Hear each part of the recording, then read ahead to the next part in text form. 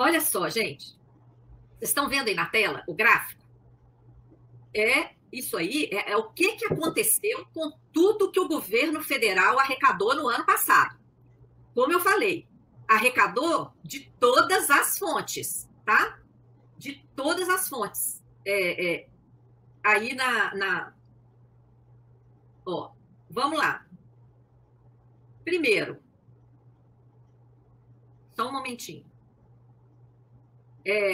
Nós arrecadamos, ao todo, 4 trilhões e 60 bilhões de reais. Olha só, mais de 4 trilhões de reais.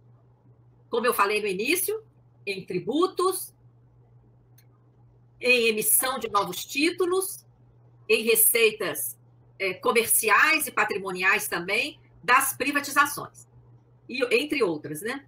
Então, olha só, a soma de tudo isso, que alimenta o orçamento federal, somou 4 trilhões e 60 bilhões, como vocês estão vendo aí no título desse gráfico. Desse valor, olhem o que foi para a dívida. Quase 2 trilhões, pessoal.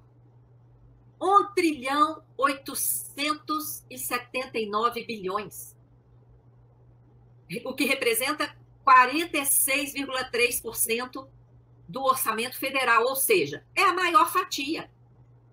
É muito importante vocês prestarem atenção nesse dado, porque quando a grande mídia fala do orçamento, ela some com esse gasto da dívida e ela apresenta para a população como se a Previdência Social é que fosse a maior fatia do orçamento. Olha isso, é a Previdência. A Previdência consumiu menos da metade, muito menos da metade. Ano passado, a Previdência ficou com 20,7%, a dívida com 46,3%. Muito mais, não é? E o que aconteceu com a dívida? Apesar desse privilégio todo aí, sacrificando todas as demais áreas. Depois a gente vai comentar as demais áreas. Mas eu queria começar concentrando na questão da dívida. Apesar desses quase 2 trilhões aí que foram para a dívida, o estoque da dívida cresceu. Cresceu praticamente meio trilhão. Gente, nós gastamos quase 2 trilhões com pagamentos de juros e amortizações da dívida, e o estoque da dívida cresceu quase meio trilhão de reais ano passado. Saltou de 7 trilhões 643 bilhões para 8 trilhões 107 bilhões. Tá? Todas as fontes estão lá no artigo, como eu falei para vocês. Tá? E por que a dívida explodiu desse jeito? Principalmente por causa da política monetária suicida do Banco Central, que explodiu a taxa Selic. Ano passado, a Selic subiu várias vezes. Em agosto, ela atingiu 13,75%. Está nesse patamar até hoje, né, sem justificativa técnica ou econômica que se sustente. É simplesmente uma correia de transmissão de recurso público para, principalmente, o setor financeiro e grandes rentistas, não é? Que ganham com o juro mais elevado do mundo que o Banco Central paga.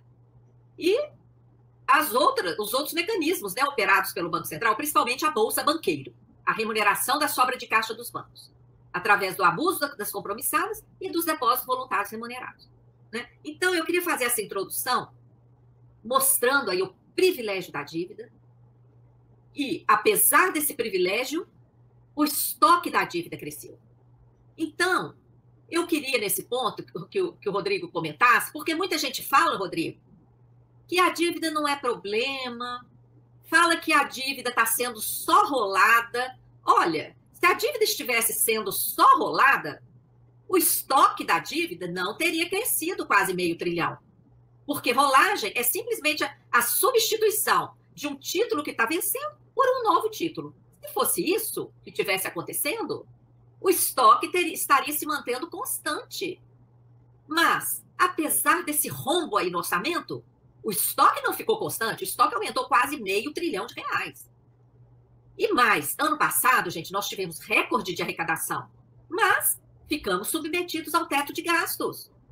Vocês se lembram no final do ano universidades inviabilizadas de funcionar, institutos federais, a Polícia Federal teve que parar de emitir passaporte. Vocês lembram disso? Várias áreas fundamentais pararam de funcionar porque não tinha dinheiro para nada. Por quê? Se nós batemos recorde de arrecadação ano passado. Por quê? Está aí explicado. Ó. Não é só dinheiro de emissão de título, de rolagem que vai para pagar dívida, não. Dinheiro de várias fontes estão sendo desviados para pagar dívida. Então, eu queria que o Rodrigo explicasse bem essa parte da rolagem para os nossos seguidores e seguidoras, porque isso tem que ficar claro, né, Rodrigo? Você quer que deixe na tela ou tira um pouquinho para descansar um pouco os nossos? Pode tirar o gráfico um pouquinho, né? Aí a gente vai fazer a discussão mais qualitativa agora, né? Porque, como você bem colocou, Maria Lúcia, muita gente diz que essa dívida não tem custo nenhum, né? Tem uns analistas aí, neoliberais, né, que gostam de ficar atacando o gráfico da auditoria cidadã, exatamente porque as teses deles, né, são totalmente desmontadas, né, pelo gráfico. Né? Eles gostam, né, de defender a reforma da Previdência, reforma administrativa, né, fala que o rombo está no servidor público, está na Previdência, né? Mas quando a gente mostra o gráfico, né, aí eles ficam totalmente sem base, né? E aí resta eles só tentar atacar o gráfico. Né? E costumam dizer isso, né? Não, isso aí não tem custo nenhum, porque isso aí é só rolagem. E o que seria a rolagem, né? Que, em tese, né? Seria você pegar um novo empréstimo para pagar o principal, né, da dívida que está vencendo. Não é o juro, né? Porque juros, como a Maria Lúcia bem colocou, né, é outra coisa, né? Nós estamos falando da tal rolagem que eles dizem, né? Que é você pegar um novo empréstimo para pagar o principal da dívida que está vencendo. E aí eles costumam dizer que não, que toda aquela parte amarela, na verdade, é só rolagem, né? Será? Nesse artigo, né, que a Maria Lúcia indicou, né, que vocês podem encontrar na nossa página, né, em destaque, né, vocês entrando lá em auditoriacidadã.org.br, e logo vocês vão ver o gráfico de pizza, né, clicando no gráfico vocês têm acesso ao artigo. Né? E no artigo a gente mostra que, qual que é o primeiro erro desse argumento? Né? Em primeiro lugar, quase um trilhão de pagamento de juros e amortizações dessa dívida no ano passado não tem nada a ver com a rolagem. Né? Primeiro, por quê? Porque é juros ou é amortização que não foi pago com novos títulos. Né? É com outras fontes, né? Como a Maria Lúcia já colocou. Né? Tem muita gente que fala, não, porque o país não tem dinheiro, ele tem que pegar novos empréstimos para pagar a dívida. Não é só isso, não. Quase mais de 200 bilhões, né, que foram pegos aí de outras fontes, né, que poderiam ir para áreas sociais, né, mas foram para pagar a dívida, amortizações da dívida. Né? E mais os juros, né, que são nova dívida. Isso não é rolagem. Isso não é algo que não tem custo, né, porque é uma dívida que surge durante o ano, você tem que pagar aquele juro, e aí, em boa margem, você toma novos empréstimos para pagar juros.